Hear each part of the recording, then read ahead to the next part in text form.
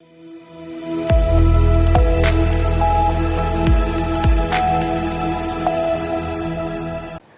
स्वागत है आपका। आप देख रहे हैं सी न्यूज़ भारत। मैं हूं आपके साथ इशिता। वक्त हो गया उत्तर प्रदेश बुलेटिन का। इस बुलेटिन में बात होगी बलिया की, जहां ऑपरेशन लंगड़ा के तहत एक और भगोड़े अपराधी पर हुई कार्रवाई। आगे बात करेंगे फर्रुखाबाद की, जहां गंगा दशहरा पर उमड़ा आस्था का जनसैलाब। ऐसी तमाम खबरों पे करेंगे विस्तार से बात।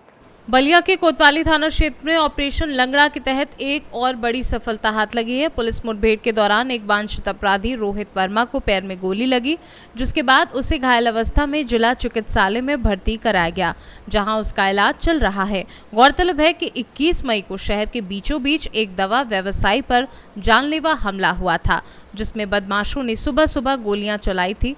इस सनसनीखेज वारदात के बाद पुलिस ने आरोपी की तलाश तेज कर दी है।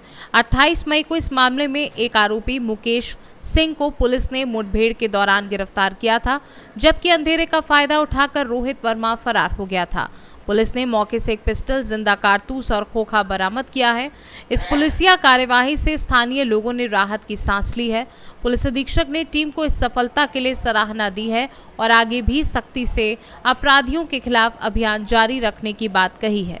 जनपद बलिया में अपराधियों की बढ़ती हुई गतिविधियों को देखते हुए कोतवाली पुलिस के द्वारा चेकिंग की जा रही थी कि चेकिंग के दौरान कोतवाली पुलिस के द्वारा एक संदिग्ध मोटरसाइकिल सवार व्यक्ति को रुकने का इशारा किया गया।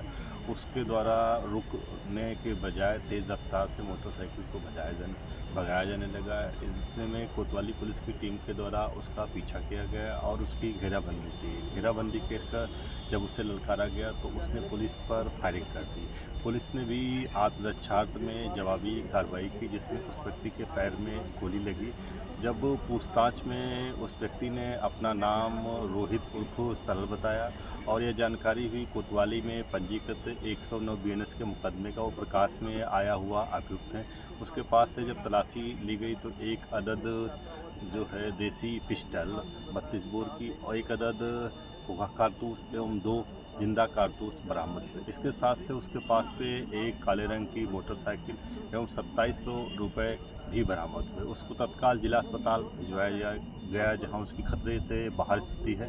इस संबंध में मौके पर पुलिस फोर्स मौजूद है और अभियोग में आवश्यक विधिक कार्रवाई की जा रही है। बलिया से सी न्यूज़ संवाददाता राजू गुप्ता की रिपोर्ट।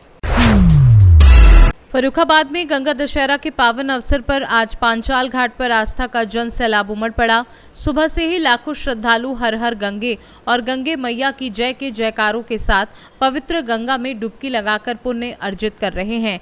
गंगा दशहरा के दिन गंगा स्नान का विशेष महत्व होता है, क्योंकि ये पर्व मां गंगा की धरती पर अवतरण की स्मृति में मनाया जाता है। धार्मिक मान्यता है कि इस दिन गंगा स्नान और दान करने से पापों से मुक्ति मिलती है और शुभ फल की प्राप्ति होती है। फर्रुखाबाद जनपद के अलावा एटा, इटावा, मैनपुरी, हरदोई, शाहजहांपुर तथा मध्य प्रदेश के भिंड और ग्वालियर से भी श्रद्धालु भारी संख्या में गंगा स्नान के लिए पहुंचे हैं। श्रद्धालुओं की भीड़ को देखते हुए पुलिस प्रशासन द्वारा सुरक्षा के पुख्ता इंतजाम किए गए हैं। सीओ सिटी ऐश्वर्या उपाध्याय ने खुद मौके पर पहुंचकर पांचाल घाट चौकी पर पुलिस बल के साथ मोर्चा संभाला हुआ है। गंगा नदी में सुरक्षा के लिए एक फ्लैट PAC की तैनाती की गई है। साथ ही स्थानीय गोताखोरों को भी सुरक्षा की दृष्टि से लगाया गया है। पांडे जी, आप पांचाल घाट पर पूजन करा रहे हैं, कितने बजे से शुरू हो गया था स्नान? 12 बजे बाद स्नान शुरू हो गया। भारी भीड़ है श्रद्धालुओं की? अच्छा, तो ठीक है। कितना था आपका? तेज बोलो। आप पांचाल घाट पे मौजूद हैं, आज गंगा दशहरा का पर्व है, किस तरीके की भीड़ है? काफ़ी भीड़ खूब है। कितने बजे से स्नान शुरू हो गया था? 12 बजे बाद से। अच्छा, कुछ गंगा दशहरा के बारे में महत्व कुछ आप बता सके, किस तरीके किसमें रहता है? क्या महत्व रहता है? क्या महत्व है गंगा दशहरा पे स्नान करने? महत्व होता है गंगा दशहरा की पर्वी होती है, हिंदू धर्म हमारी पर्वी होती है। ठीक। कहाँ से आई हैं आप? हम जानगंज। गंगा स्नान हो गया है? हो गया। आज दशहरा का पर्व है, किस तरीके से पूजन वगैरह रहा? माँ गंगा से क्या मांगा? हमने यही मांगा कि हे गंगा माँ मेरे सारे दुख दूर कर दो, बच्चों को दया करो, पूरी मेरी ये बगिया को अच्छा करो, परेशान है, दुखी है बहुत ज़्यादा, क्या करें। कितने सालों से आप आ रहे हैं माता जी? हम आए तो अभी 2 बार पहले बचपन में आते रहते थे। अच्छा अच्छा, हाँ, इस बार व्यवस्था कैसी है? अच्छी। अच्छा, आप पांचाल घाट पे यहाँ पे गंगा पूजन करा रहे हैं, कैसी भीड़ है दशहरे पे? बहुत भीड़ बहुत भीड़ है। कितने बजे से स्नान शुरू हो गया था सुबह? 12 बजे 12 बजे से। अच्छा, तो आज गंगा दशहरा का पर्व है, तो हर उम्र के लोग देखने को मिल रहे होंगे स्नान को। अच्छा, पूरे से लेते बच्चे के बाद कहाँ के लोग आते हैं गंगा स्नान करने? हर जगह के लोग आते हैं। कई दिनों से। अच्छा, कितने साल हो गए दादा आपको पूजन कराते हुए यार? यहाँ पे लोगों तो हमें 10 साल है। तो 10 सालों में दादा इस बार व्यवस्था कैसी है प्रशासन की?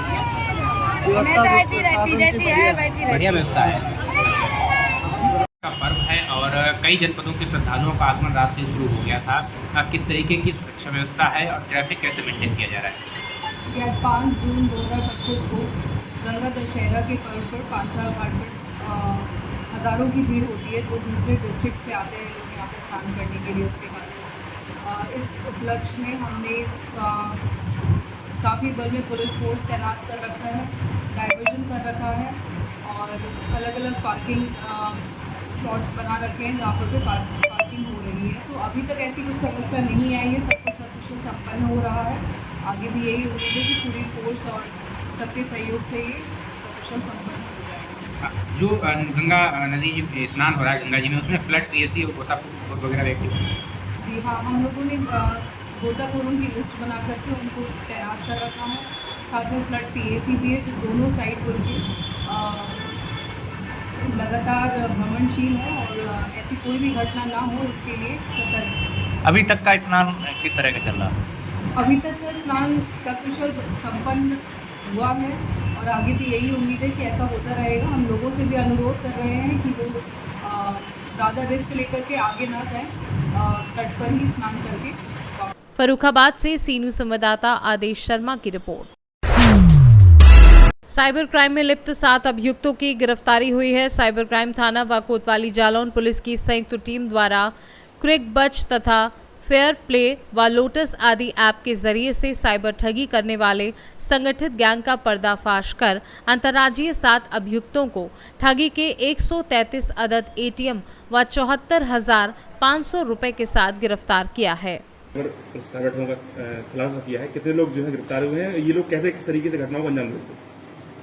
अपर पुलिस महानिदेशक कानपुर जोन पुलिस उप महानिरीक्षक झांसी रेंज द्वारा साइबर अपराधों के संबंध में जनता को जागरूक करने और इन अपराधियों पर नियंत्रण करने के निर्देश दिए गए थे।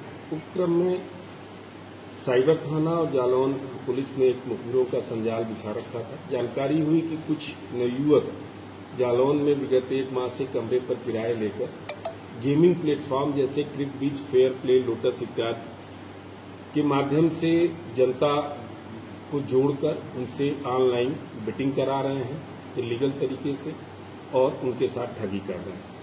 इनको रात में गिरफ्तार किया गया तो इनके कब्जे से 133 अदद ATM, 104 passbook, 32 mobile phone, 80 SIM card, 14 UPI के QR कोड, 2 लैपटॉप और 74,500 रुपए नगद के अलावा अन्य सामग्री भी बरामद हुई है।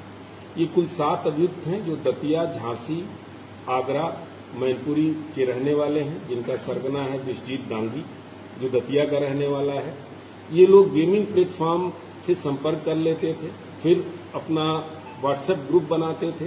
उस जो सरगना इनका गेमिंग प्लेटफॉर्म का बंदा होता था वो QR कोड के माध्यम से जुड़ता था और आपस में बात करने के लिए सिग्नल ऐप का प्रयोग करते थे। जो भी आदमी इनके एडवर्टीजमेंट पर क्लिक करता था उनकी सूचना इनके पास आती थी, यहाँ से ये लिंक भेजते थे। वो व्यक्ति जो पीड़ित है वो इनसे जुड़ जाता था उस लिंक के माध्यम से, वर्चुअल पैसा जमा करा के वर्चुअल कॉइन देते थे और जीत हार के बाद जो जीतता था उससे थोड़ा बहुत पैसा वापस करते थे। शेष का पैसा ये वहाँ ट्रांसफर कर देते थे जिसमें से इनको कमीशन मिलता था। ये बहुत बड़ा गेम है, बहुत बड़ा गैंग है ये। इसको हम लोगों ने वर्कआउट किया है, इसमें और आगे अभी विवेचना कर रहे हैं। काफ़ी बड़ी संख्या में ये जो आपके ATM और पासबुक बरामद हुए हैं, ये गरीब लोगों को जो बहुत ज़्यादा जिनको जानकारी नहीं है साइबर के अपराधों के बारे में, उनको कुछ पैसे दे के उनसे खुलवाते हैं और खुलवा के उनका पासबुक और एटीएम सारा कुछ अपने पास रख लेते हैं और इनकी आइडेंटिटी कभी क्लियर हो नहीं पाती। किस तरीके से ये गेम कौन कौन से गेम हैं जिन पे ये लोग पैसा लगवाते थे या इनका जो मोटिव था, किस तरीके से घटना बन जाती थी? अभी देखिए, जैसे जो अभी तक की विवेचना से बात आई है, क्रिकबज, फेयर प्ले और लोटस जो गेमिंग प्लेटफॉर्म है, उनके लोगों से ये संपर्क करते थे। स्वयं एक व्हाट्सएप ग्रुप बनाते थे अपने लोगों का, उस व्हाट्सएप ग्रुप का वेब खोल के और गेमिंग प्लेटफॉर्म के प्रतिनिधि को वो QR कोड भेजते थे, बगैर IP एड्रेस डिस्क्लोज किए उनसे जुड़ जाता था और इनको एक्सेस मिल जाता था वहां के प्लेटफॉर्म का। फिर जो आदमी भी कहीं भी हिंदुस्तान में बैठा हुआ उस एडवर्टीजमेंट को क्लिक करता था, इसकी सूचना इन तक या तो सीधे आती थी या प्लेटफॉर्म का प्रतिनिधि को दे देता था। ये उस आदमी को एक लिंक भेजते थे और उसको एक्सेप्ट करने के लिए कहते थे। जैसे ही लिंक ओपन करता था उनके साथ जुड़ जाता था। फिर सिग्नल ऐप के माध्यम से ये ग्राहक और ये दोनों संपर्क में आ जाते थे। इनसे जितना पैसा होता था बताते जाते थे।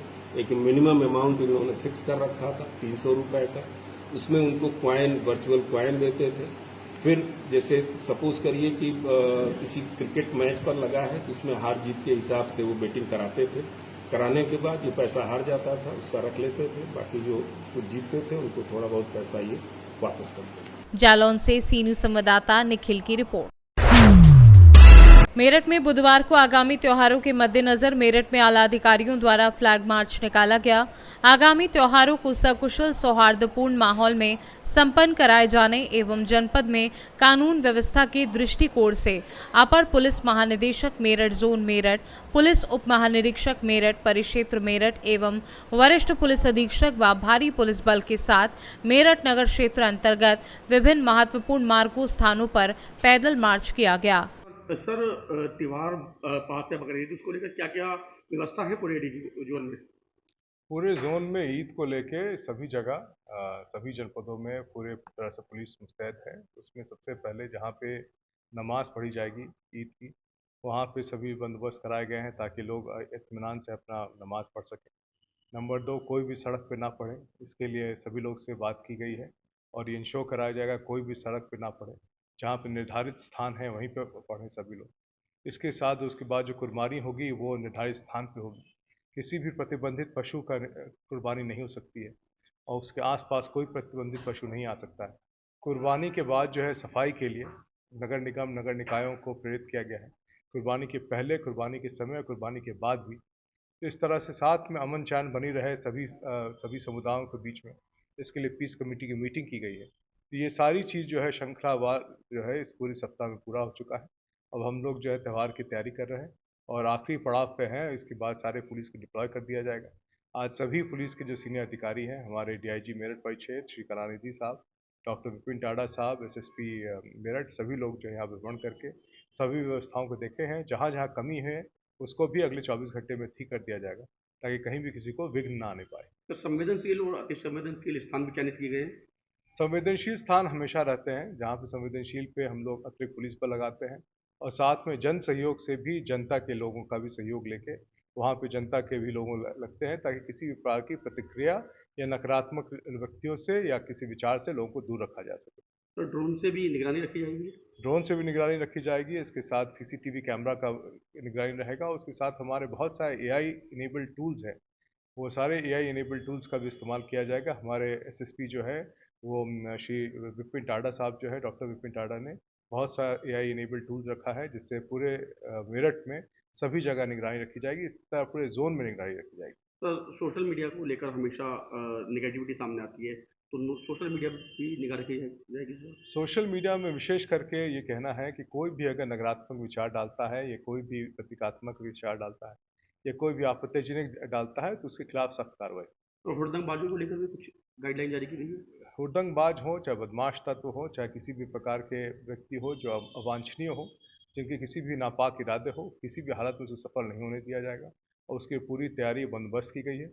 ये त्यौहार है, त्यौहार में सभी लोग अच्छे से मनाएं, इसके लिए सभी लोग संकल्पबद्ध हैं और पूरी तैयारी कर रहे हैं। मेरठ से सीनू संवाददाता दानिश सैफी की रिपोर्ट। मेरठ के थाना लिसाड़ी गेट क्षेत्र में दबंगों द्वारा मुकदमा वापसी लेने के लिए पीड़ित परिवार पर दबाव बनाया जा रहा है। आपको बता दें, थाना लिसाड़ी गेट क्षेत्र के लिसाड़ी गेट चौपले पर 2 दिन पूर्व हुए पति पत्नी के विवाद में 2 पक्षों के बीच खूनी संघर्ष हुआ था, जिसमें वसीम नाम का एक युवक गंभीर रूप से घायल हो गया था, जिसकी स्थिति बेहद नाजुक बनी हुई है। थाना लिसाड़ी गेट पुलिस ने मुकदमा पंजीकृत कर 2 आरोपियों को गिरफ्तार कर जेल भेज दिया है। पीड़ित पक्ष का आरोप है कि मुकदमा वापस लेने के लिए उनके ऊपर दबाव बनाया जा रहा है। पीड़ित पक्ष ने एसएसपी से गुहार लगाई है। आइए सुनते हैं पूरे मामले पर क्या कहना है पीड़ित पक्ष का। क्या नाम है आपका? सर, मेरा नाम आरिफ है और मैं सौराब गेट रहता हूँ। मेरी बहन की शादी 2018 में हुई थी, जो कि साजिद नाम का व्यक्ति था, और 2018 के बाद जो है सर वो उसको बहुत उत्पीड़न करता था। 2021 में भी उस पर केस पंजीकृत है और 2024 में भी केस उस पर पंजीकृत है। किस प्रकार का केस पंजीकृत है? सर, दहेज और मारपीट का। उसके बाद जो है उसने लड़के ने 2 तारीख में आकर 9:30 बजे और दुकान पर आकर सारी दुकान तोड़ फोड़ कर दी, और दुकान तोड़ फोड़ करने के बाद 3 जनों के हमारे इतनी इंजरी आई है। एक बच्चा जो है हमारा वो ज़िंदगी और मौत से लड़ रहा है, और 2 हमारे हॉस्पिटल में हैं, और उनको भी धमकी दी जा रही है जान से मारने की। वो कह रहे हैं केस वापस लो, अन्य आपको भी अंजाम भुगतना पड़ेगा, जिसमें 2 लोग मर्डर में पहले ही केस में लिप्त हैं। कौन लोग धमकी दे रहे हैं, क्या नाम है उनका? नाम सयाद है, सयाद डांसर, और एक साइलम है। वो केस दबाव बनाने के लिए हम पे अस्पताल में भी धमका का है और यहाँ भी धमकी हो रही है। क्या कह रहे हैं? वे रैकिंग कर रहे हैं हमारी। वे कह रहे हैं या तो केस वापस लो, अन्य तुमको भी वहीं तक पहुँचा देंगे जहाँ तक तुम्हारे भाई को पहुँचाया है। मेरा भाई मौत और ज़िंदगी से लड़ रहा है, और मेरे परिवार वालों को जो है दूसरे अस्पताल में एडमिट थे प्यारे लाल में, वे भी वहाँ से उन्हें लेके आऊँ ताकि उन पर भी कोई अनहोनी ना हो जाए। अब कौन से हॉस्पिटल में हैं आप यहाँ पर? अब हम एमएस हॉस्पिटल में हैं। मेरे भाई की बात बहुत कंडीशन डाउन है। क्या कंडीशन है उनकी इस टाइम? कंडीशन 14 दिन के लिए डॉक्टर ने कहा कि उसको कुछ कह नहीं सकते हैं, मौत और ज़िंदगी से लड़ रहा है वो। 14 दिन तक खतरे में है वो। शरीर के किन हिस्सों पे चोटें आई हैं? शरीर के सारे हिस्सों में चोट है। उसके सिर में ज़्यादा चोट है। उसके सिर में जो है 4 जगहों से हड्डी टूटी हुई है। अब आपने कहाँ तहरीर दी है इसकी? मैंने एसएसपी साहब को तहरीर दी है। मैंने उनको ज्ञान दिया है कि सर ऐसे तो ये लोग फिर रहे हैं और ये हम पे हमारी रैकिंग की आ रही है, हमारे साथ कुछ भी अनहोनी हो सकती है। योगी सरकार में 0 टॉलरेंस की जो है नीति चल रही है। आज तक इन लोगों पर कार्रवाई नहीं हो रही है। 2 लोग इसमें पकड़े हुए हैं, बाकी इसमें 5 लोग हैं, वे बराबर रैकिंग करे जा रहे हैं। और 15 से 20 अज्ञात थे जो मेरी दुकान में पूरी तोड़-फोड़ करके बिल्कुल बेकार कर चुके हैं, और मेरे गन्ना बल्ला सब लूट के ले चुके हैं। तो आपको अनहोनी का खतरा है? बराबर अनहोनी का बराबर खतरा। मैं घर जा रहा हूँ, मेरे घर पे भी रैकिंग हो रही है, मेरे साथ उन्होंने से स्थिति है कुछ भी। शासन से यही उम्मीद कर सकता हूँ कि मुझे सुरक्षा प्रदान की जाए और मेरी परिवार की सुरक्षा प्रदान की जाए, ताकि उनको अनहोनी ना हो जाए और इन पर उचित कार्रवाई हो गैंगस्टर के खिलाफ। मेरठ से सी न्यूज़ संवाददाता दानिश सैफी की रिपोर्ट। इस बुलेटिन में फिलहाल के लिए इतना ही। देश और दुनिया की तमाम बड़ी जानकारियों के लिए बने रहिए सी न्यूज़ भारत के साथ।